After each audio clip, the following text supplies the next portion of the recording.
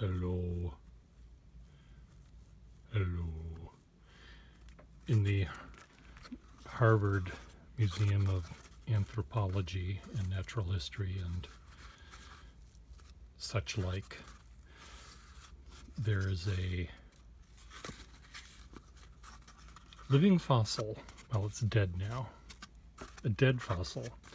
It's a coelacanth, and it looks like this is the coelacanth with its big mouth and its little eyes. Its eyes are more round than this, but this was a piece of cardboard that I was going to slaughter to make another construction thing, and I immediately saw this face, the face of a coelacanth. So by cutting this here and gluing this together, making this angle,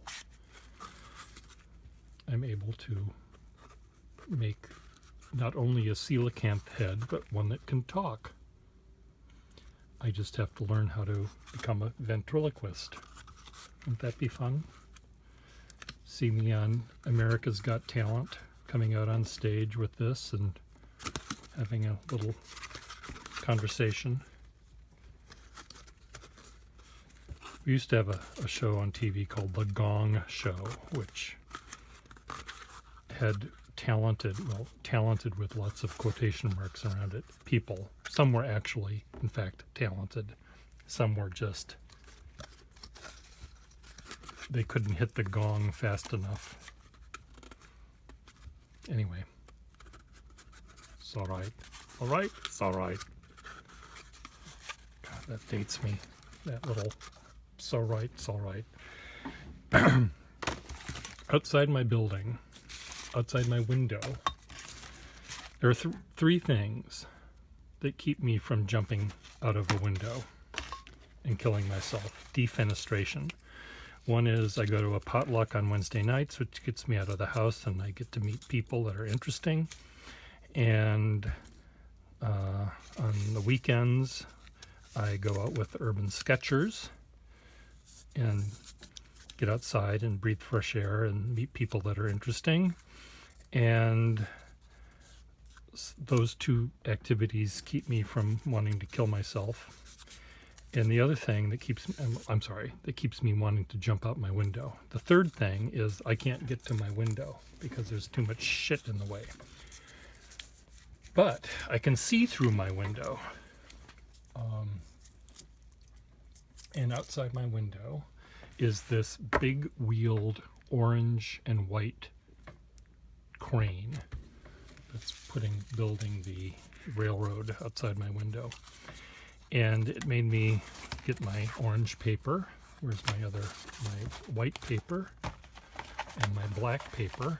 I've learned, having created some of these quote toys using more than three colors, three main colors. There could be an accent color of something thrown in there. I sometimes will use a little bit of red on something to pretend to be a tail light or something. But I found that when I was trying to do a version of this very beautiful but absolutely filthy drilling auger thing, and it was mainly the color of mud because it was caked in mud. Most of it, from the ground to maybe 3 feet off the ground, was completely encased in mud, and I don't think ever washed. And then there was a beige tan color metal that was encasing all of the machinery, the engines and stuff, and then it had this tall shaft of black, and then this auger with the big drill at the bottom, which was all caked in mud, had this bright red waste. In fact, I'll show you. These were the things I was making. This is the muddy tractor wheels. I guess I might use this on something else. but it had a bright red thing. Below was the drill, and above was the shafty thing that would be sucked into the thing and then pulled back down and drilled and then sucked back up and pushed back down. This was the piston sort of thing that went up and down. So, but I looked at it, and it had way too many colors. And I realize now, after this failure, that I really should reduce my constructions and my little people that I make and little cars and stuff, reduce the object to 3 colors at the most. So orange and black. Orange is the new black, and white. There's a little bit of red in this thing. I'm looking out of the window now at it. Of course, there's more colors. There's probably things that are gray and things that are blue, but it's mainly a white crane, and the cab and the housing and everything is white, and it's on this orange chassis platform, and then over here is a wheel, and way over there is a wheel, because it has to have this very wide base to be able to not fall over when it lifts big heavy things and puts them back where they found it. Even they don't do that. They lift them up, move it over there, and put it where it's needed. You know, up, off the truck, over, down where it's being built. I just did a video of people that go to the gym and lift weights, and they lift a big heavy thing and they put it back where they found it, and then they do it again. And I don't understand that mentality. So this is going to be the shiny white is going to be the machine.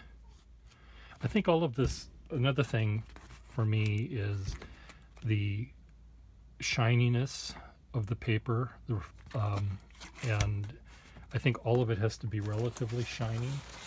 The wheels are going to be black.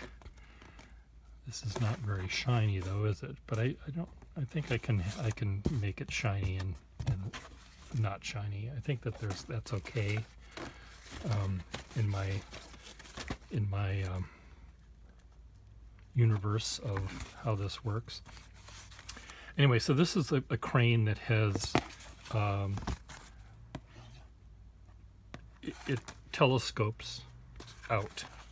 Some of it's thin, some of it's fatter as it goes down. So my plan is, here I'm bending here's one. I'm just going to leave, I'm going to cut that one off. I'm going to leave this one here for reasons that you may understand later. And then inside of this goes another one that's a little thinner. Pierre, make it a little thinner. And then inside of that is a thinner one still. Did I make this thinner? No. Take 2. Measure once, measure twice, cut once. I can always make things shorter or thinner. I can't make them fatter. Okay, so there's a little bit of a difference there.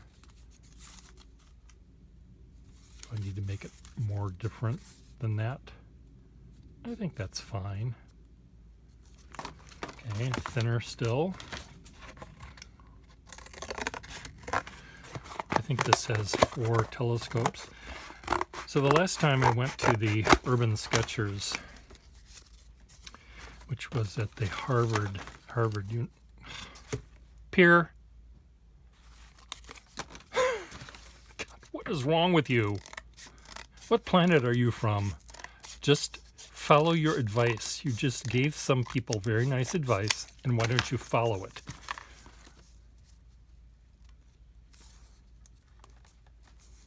How many extensions does this have?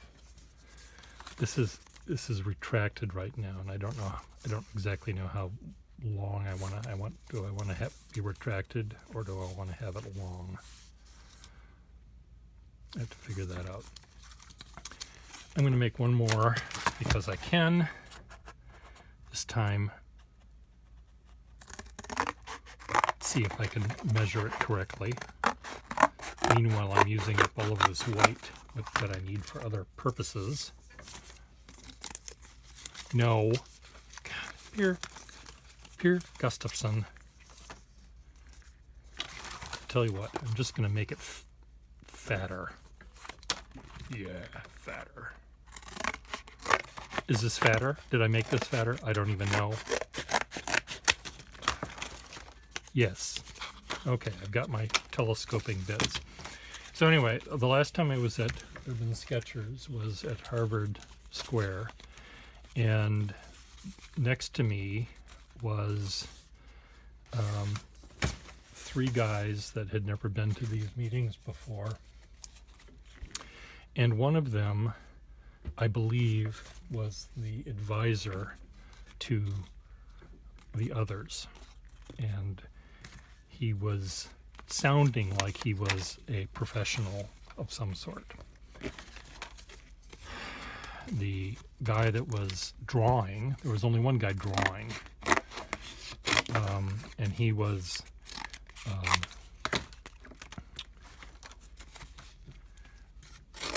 drawing a large piece of paper with pencil, pen, I forget now what, and he was sitting at a table, and the advisor was giving him advice, as advisors do. Gravity works, Pierre. You don't have to prove it by dropping things like you just did. I always have to check on gravity just to make sure it's still working. Anyway, this guy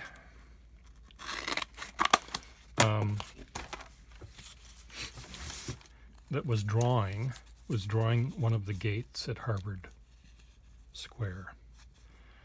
And he was sitting at a table looking down at his drawing as he's moving his pencil around. And then when he wanted to look at the subject he was drawing, he would raise his head, turn his head this way, 90 degrees from where his drawing was, to look at the view. And then he would turn his head and go back down and draw. And I wanted to slap him. If you're drawing something, if you're sitting down at a table, try to have the paper between you and the thing you're drawing, not to the side of it, not over here where it's not needed, here. So at least you can just do this. You can look up and look down and look up and look down, and you'll be able to remember more clearly and see more clearly the thing you're drawing and the thing you're drawing and the thing you're drawing. So you can, and he was trying to draw realistically and everything. So it really sort of made me crazy because he just was allowing mistakes to just happen because he was not looking in the direction of the drawing. And what's best, and this is what painters do and some drawers do, is to actually have the surface that they're working on an easel that's in front of the thing they're drawing. So you can see both of them at the same time with each of your eyes. You can see the thing you're drawing and the thing and your drawing itself. And if you don't, that's the simplest thing, advice that I could give any person that's trying to draw something realistically.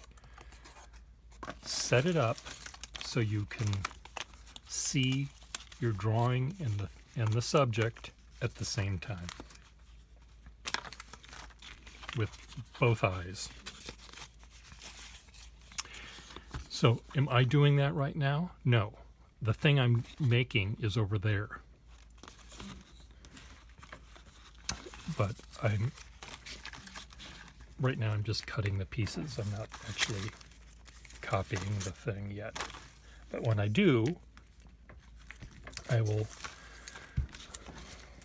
I guess my cat has already moved. Where my cat was sitting is where I will be working. Where are the parts I had here? This was the bottom. Anyway, I think I'm going to have this be retracted. I kind of like the way it is right now. It's at rest rather than functioning. It's much more vertical when it's tall, because if it did this it would fall over. But anyway, I think I'll draw it the way I see it, not the way it sometimes appears.